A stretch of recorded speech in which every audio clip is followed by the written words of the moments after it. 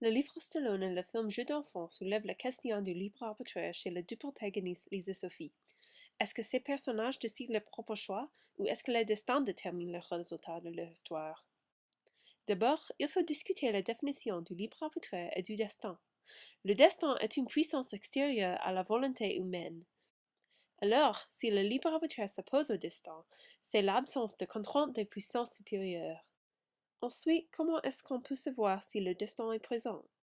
Le fait est que lorsque l'audience observe le choix d'un personnage, elle ne peut voir directement que les résultats d'une décision.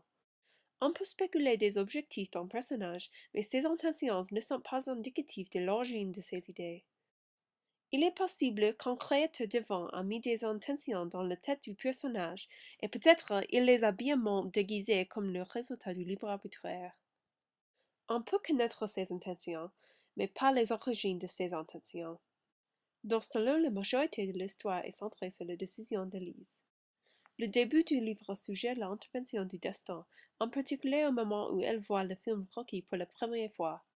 Cette scène est très intense et la chanson du film résonne tout au long de l'histoire, insinuant dans un sens que l'instant avait été un peu devant. Cependant, il n'est pas possible de savoir si la projection du film était planifiée par une puissance extérieure ou si c'était une coïncidence. Ce n'est pas important, sa vie allait changer de toutes les façons. Dans Jeu d'enfant, il apparaît que le destin contrôle la vie de Sophie. Les éléments irréels et le désir d'évasion des personnages indiquent une réalité que les personnages ne peuvent pas toujours contrôler. De plus, l'histoire est centrée sur Sophie et Julien en tant qu'ensemble indissociable, suggérant qu'elle n'est pas seulement l'histoire de Sophie, c'est une histoire connectée par les deux personnages.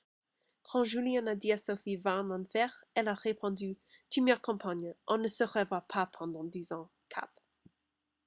Le film passe sur 10 ans et recommence juste avant que les deux réunissent. Cependant, est-ce que c'est le destin des amants maudits ou est-ce que c'est la tragédie des deux adultes qui ne comprennent pas les émotions et prennent de mauvaises décisions? En conclusion, dans ces deux œuvres, on ne peut voir seulement les effets des actions des personnages. Comme tel, il est impossible de savoir si le destin joue un rôle dans les histoires.